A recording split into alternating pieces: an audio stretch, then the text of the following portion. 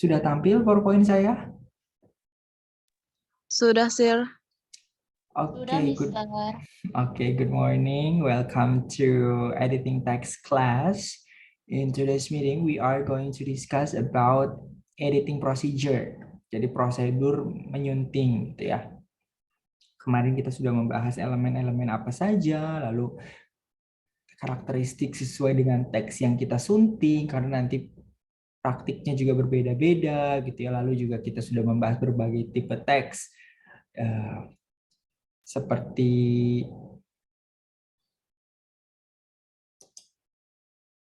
fiction, non-fiction, lalu juga academic journal, karena masing-masing memerlukan treatment penyuntingan yang berbeda-beda. Gitu ya. Nah, sekarang kita akan membahas tentang editing procedure. Jadi ketika menyunting juga sebenarnya ada prosedurnya, gitu ya, terutama nanti berbeda di mana tempat kita sesuai dengan tempat kita bekerja, gitu ya. Jadi prosedur penyuntingan itu yang paling utama adalah whose side are you on. Jadi kita ini berada di sisi siapa? Kita berada di pihak siapa, gitu ya. Who do you work for? Kita bekerja untuk siapa? Is it for an institution? Apakah kita untuk institusi, gitu ya? Apakah kita bekerja untuk a company, a publishing company? Itu nanti akan berbeda-beda, gitu. Penyuntingannya, cara penyuntingan teksnya berbeda-beda dan prosedurnya juga nanti akan berbeda-beda, gitu ya. Jadi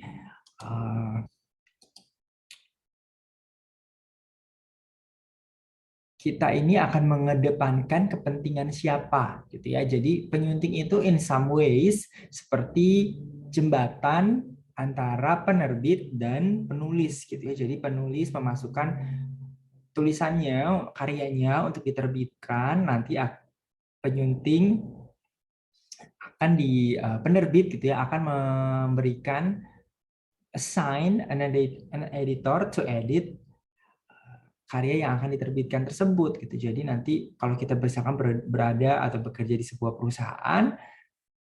perusahaan penerbitan, gitu ya, percetakan, nanti ketika ada naskah baru masuk, ya kepala kantornya, gitu ya, biasa disebut editor in chief, sama seperti di jurnal kan juga disebut editor in chief ya. Nanti mereka assign editor siapa yang bertugas untuk menyunting naskah yang akan dipublikasikan tersebut, gitu. Jadi ketika naskah masuk, berarti kalau kita berada atau bekerja untuk sebuah perusahaan, kita berada di sisi perusahaan tersebut, gitu ya. Kalau misalkan sama juga kalau berada di universitas, gitu ya, kita adalah penyunting artikel jurnal. Artinya kita berada dalam kepentingan, bukan kepentingan universitasnya, ya in some ways, gitu ya. Jadi karena kita menyunting artikel yang akan dipublikasikan di sebuah jurnal, berarti kita menyunting keberpihakan kita, gitu ya, kepada penerbitnya. Si jurnal itu diterbitkan oleh universitas mana, jurnal ini menerbitkan dalam bidang apa. Jadi tulisan yang kita sunting itu harus sesuai dengan kriteria yang sudah ditentukan, gitu ya. Walaupun kalau dalam penyuntingan jurnal sebenarnya penerbitan artikel jurnal tujuan utamanya adalah untuk kemajuan dunia pendidikan, gitu ya. Jadi sebenarnya pada pihak mana kita berada itu ya pada pihak masyarakat umum, gitu ya, para pelajar. Jadi kita tidak boleh, so we work for the public, gitu. Jadi kita tidak boleh semerta-merta mengedepankan kepentingan universitasnya saja, gitu. Jadi misalkan karena jurnalnya yang harus diterbitkan dalam satu edisi itu 6, tapi baru ada 5, lalu ada satu yang masih jelek, gitu ya, belum bagus, belum sesuai standar, tapi karena untuk memenuhi kebutuhan penerbitan langsung diterbitkan, yang kurang bagus itu juga tidak boleh, gitu ya, kurang etis. Jadi yang pertama, kita ini bekerja di mana dan kita bekerja untuk siapa? Apakah untuk penerbit atau untuk penulis, gitu ya. Nanti penerbitnya ini ada yang kalau jurnal itu biasanya universitas, instansi, lembaga. Kalau penerbit ya berarti sebuah perusahaan seperti Gramedia atau Kompas gitu ya. Jadi ketika ada naskah yang masuk ke Gramedia atau Kompas, nanti atasan kita akan menugaskan kita, oke, misalkan Nur Syamti adalah penyunting gitu ya. Jadi Syamti kamu menyunting karyanya Yuyun. Berarti Syamti menyunting karyanya Yuyun agar layak dipublikasikan di Gramedia gitu. Lalu berikutnya biasanya ada dua kepentingan gitu ya. Tadi sudah saya sebut kalau kita menyunting itu berarti keberpihakan kita bisa berada pada publisher atau berada pada author atau penulisnya. Gitu. Biasanya kalau keterpihakan kita atau kita bekerja untuk sebuah penerbit, berarti kita harus berpihak kepada penerbit gitu ya. Nah, ini biasanya identik dengan karya-karya kalau non-fiction gitu ya, popular literature atau juga self-help book. Jadi buku yang misalkan 5 cara berhenti merokok, 5 cara menuju sukses. Nah, itu adalah buku-buku kiat-kiat tapi non fiksi gitu ya. Kalau novel itu kan fiksi.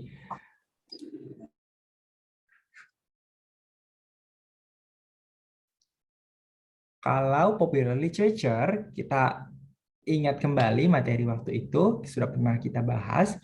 Kalau popular literature itu kepentingannya adalah to be sold as many as possible. Jadi untuk terjual sebanyak mungkin, ya, agar mendapatkan gelar best selling. Sehingga proses penyuntingannya nanti berfokus pada reader experience atau pengalaman pembaca. Jadi pembaca itu harus bisa menikmati bacaannya. Karena ketika mereka membeli, suka dengan satu buku, mereka akan membeli lagi buku dengan cita rasa yang sama, yang formula yang sama, ingredient yang sama, ya.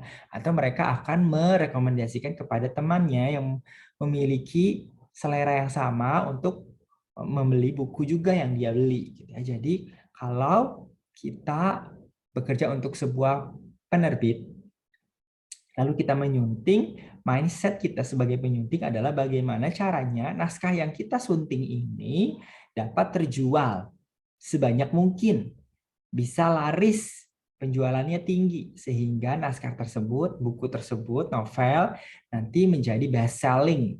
Ya. Jadi banyak angka penjualannya tinggi. Sehingga pada proses penyuntingannya kita memperhatikan kepada reader experience atau pengalaman pembaca.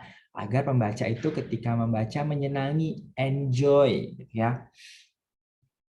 Ini berbeda dengan ketika kita berada pada pihak penulis, gitu ya. Jadi karena kalau tadi kita membaca, kalau kita menyunting sastra populer, berarti kita harus memproyeksikan bagaimana karya ini akan laku, sehingga naskah harus disunting sebisa mungkin untuk sesuai dengan selera pasar, selera pembaca. Berbeda dengan kalau kita berada pada pihak penulis, biasanya penulis-penulis ini adalah penulis-penulis karya sastra adiluhung atau high literature, atau penulis yang sudah memiliki nama, sudah terbukti buku-buku karyanya itu penjualannya tinggi. Biasanya penulis memiliki kebebasan, jadi tidak berada dalam aturan penerbit, gitu ya. Nah, penulis-penulis yang seperti ini biasanya nanti predikatnya, gitu ya. Kalau buku popular literature itu kan dinilai dari angkanya, jadi best selling, best selling author, best seller books, gitu ya. Kalau karya-karya sastra adiluhung itu nanti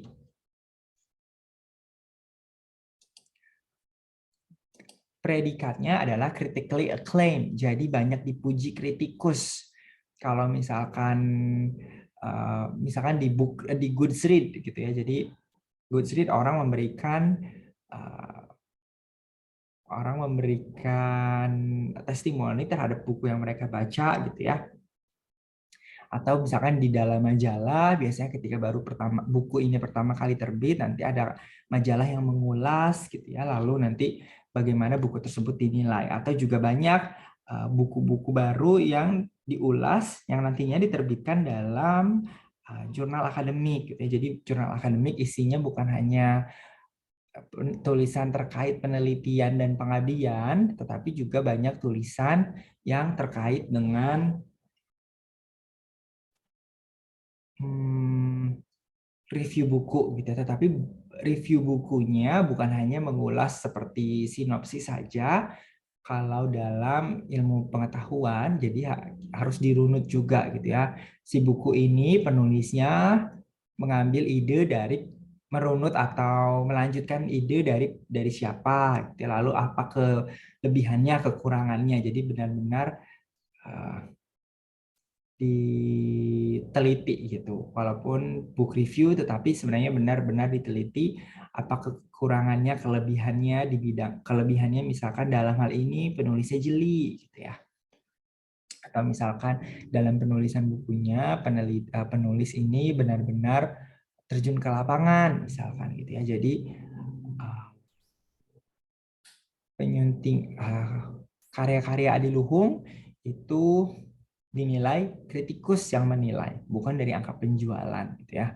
Lalu juga kita sebagai penyunting yang berpihak kepada penulis, artinya walaupun kita berada di bawah penerbit, tapi penerbit ini mempercayakan kepada penulis, karena misalkan karya-karya sebelumnya dia selalu laris gitu ya, nanti penulis itu kan memiliki kebebasan untuk menulis karyanya seperti apa. Kita sebagai penyunting juga harus sehingga kita sebagai penyunting harus mengedepankan author's intention dalam menulis karya tersebut. Jadi intensi atau tujuan dari penulis dalam menulis karyanya itu apa? Ya, nah itu yang harus kita kedepankan. Jadi perubahan yang kita lakukan tidak boleh malah justru mengungkum atau mengurangi atau justru malah menghilangkan tujuan yang ingin dicapai dari penulis tersebut gitu. Tidak boleh, sehingga intensinya harus tetap kedepankan gitu. Jadi penulis itu kan ketika terutama penulis yang adiluhung pasti tujuannya itu seperti mengkritisi masyarakat, mengkritisi kondisi, mengkritisi pemerintah gitu ya. Nah, kita sebagai penyunting tidak boleh justru malah menghilangkan itu. Justru malah kita harus membantu mengedepankan, ataupun mau tetap ada tetapi diperhalus gitu ya, agar misalkan bisa lulus sensor dan lain-lain. Karena masih banyak negara-negara yang sensornya tinggi seperti North Korea, Russia gitu ya, sensornya sangat tinggi. Dan negara-negara lain yang punya diktator, pemimpinnya itu diktator. Karena teks sastra adiluhung itu nanti akan banyak ditemukan eksplorasi elemen sastranya. Jadi ketika menulis akan sangat terlihat kreasi dari penulisnya gitu. Jadi penulis itu ketika membubuhkan sebuah kata atau sebuah kalimat, sebuah frase gitu ya, pasti itu sudah dipikirkan benar-benar efek apa yang ingin ditimbulkan dari kata, frase atau kalimat tersebut di pembacanya. Atau misalkan kalau puisi gitu ya, puisi itu kan nanti ada meter. Nah, ketika menyunting berarti kita harus hati-hati, tidak boleh asal saja menyunting. Walaupun misalkan seperti merubah sebuah kata dengan sinonimnya, itu juga tidak boleh gitu, karena nanti maknanya, intensi, tujuan atau sound itu bisa hilang gitu. Jadi tidak boleh. Kita harus berada di sisi penulisnya. Lalu berikutnya prosedur editing atau penyuntingan juga ada yang kolaboratif gitu ya. Jadi ada tektok antara editor dengan author. Editor ketika membaca menyunting naskah bisa memberi masukan. Lebih baik diedit seperti ini, dirubah seperti ini gitu ya. Tetapi itu hanya sekedar masukan. Penulis bisa tidak mengindahkan itu. Jadi masukannya tidak dilakukan perubahan, dengan catatan si penulis ini bisa memberikan bukti gitu ya, bisa menjustifikasi atau membenarkan pilihannya. Jadi ada alasan yang kuat kenapa dia menggunakan sebuah kata, kalimat atau frase misalkan. Jadi ada alasan di balik penggunaan penggunaannya. Jadi bukan hanya keke saja. Jadi karena adanya TikTok gitu, jadi seperti ada negosiasi antara penulis dengan editor gitu. Karena banyak juga kasus gitu ya, di mana editor tidak memahami intensi atau tujuan dari penulisan sebuah karyanya gitu. Karena itu kan it can be very personal gitu, sehingga akan sulit untuk membaca intensi dari dari penulis gitu. Sehingga makanya diperlukan kolaborasi dalam proses penyuntingannya, ada back and forth gitu. Tapi ada juga tipe penyuntingan yang blind review. Nah, ini biasanya dalam academic journal. Jadi artikel jurnal yang akan dipubliskan di sebuah jurnal akademik itu penyunting dengan penulis tidak boleh mengetahui satu sama lain. Penyunting tidak boleh tahu siapa yang menulis naskah tersebut. Penulis juga tidak boleh mengetahui siapa yang menyunting naskahnya. Jadi makanya disebut blind review.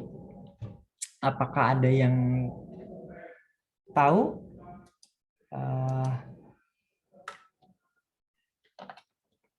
Kemarin kita sudah bahas blind review itu dalam academic journal dimoderasi oleh siapa? Siapa yang menjembatani antara penulis dengan, kalau dalam academic journal kan namanya reviewer ya. Antara penulis dengan reviewer dalam academic journal itu siapa? Posisi apa? Kita sudah pernah bahas loh.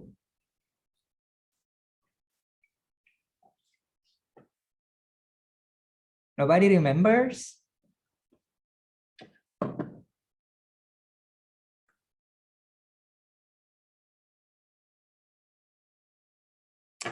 Section editor. Jadi section editor yang menugaskan reviewer untuk menyunting naskah yang dimasukkan ke dalam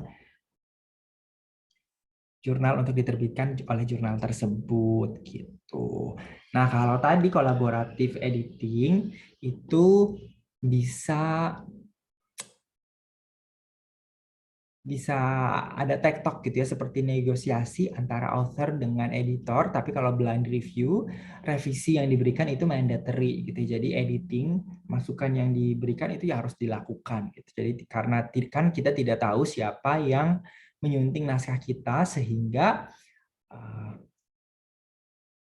karena tidak tahu tersebut sehingga kita tidak bisa bertanya gitu ya, tidak bisa bernegosiasi. Jadi kita harus lakukan, walaupun sebenarnya bisa saja, oh maksud saya sudah benar kok gitu ini, tetapi maksudnya penulisnya seperti ini, berbeda dari tujuan awal kita. Nah, itu boleh sebenarnya, kita tidak mengindahkan masukan dari reviewer, tapi itu kebanyakan revisinya itu mandatory, jadi harus dilakukan. Lalu kalau dalam blind review juga, dalam review juga ada yang single atau ada yang double gitu. Jadi kalau single ya tentu saja editornya satu, kalau double ya editornya lebih dari satu, dua gitu ya. Kebanyakan dalam academic journal yang sudah bereputasi gitu. Jadi ketika bisa secara bersamaan, artinya proses penyuntingannya ini bersamaan. Jadi tapi secara terpisah gitu ya. Penyunting satu yang menyunting naskah yang penyunting satu dan penyunting dua menyunting naskah yang sama pada waktu yang sama, tetapi secara terpisah, sehingga nantinya penulis merevisi atau melakukan perubahan dari masukan reviewer itu secara bersamaan gitu. Jadi tidak dari reviewer satu selesai baru ke reviewer dua, karena bisa jadi masukannya malah tumpang tindih gitu.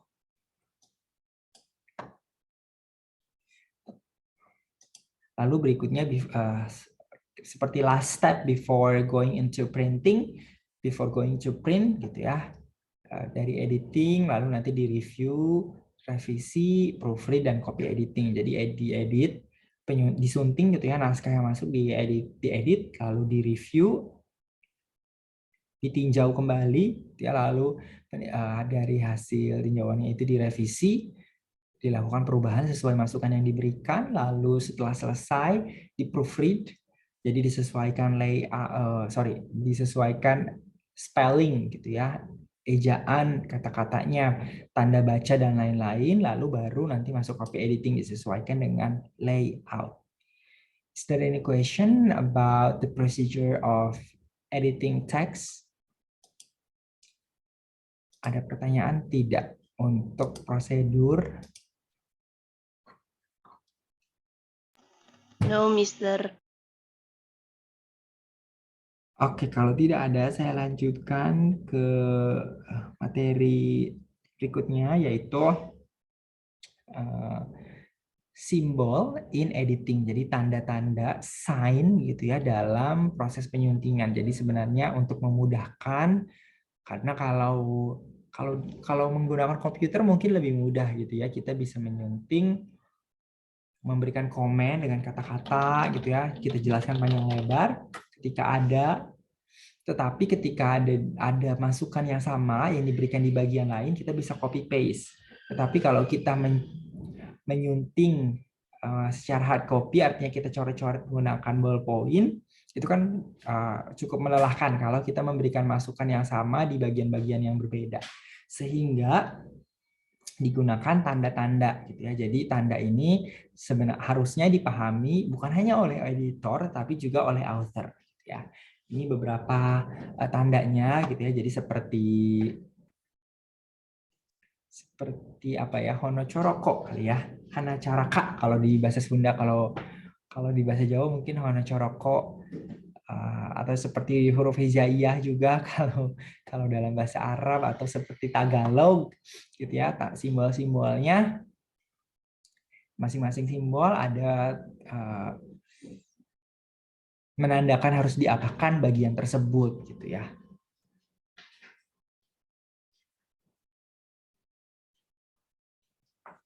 Bisa kalian lihat saja di sini ya. Jadi kalau tanda ini artinya apa gitu. Jadi seperti bisa jadi dokumen ini, materi ini bisa dijadikan seperti kamus gitu ya. Kalau kalian memasukkan sebuah naskah lalu disunting, lalu penyunting yang memberikan simbol-simbol ini bisa kalian artikan apa. Lalu ini ada sebuah contoh teks ya, judul semacam cerpen gitu ya. Jadi judulnya Dunia Remaja Bergejolak. Lalu teks ini ketika disunting nanti hasilnya menjadi seperti ini gitu. Jadi seperti ada double spasi lalu diberi tanda seperti gelombang-gelombang ini gitu ya, gelombang terbalik.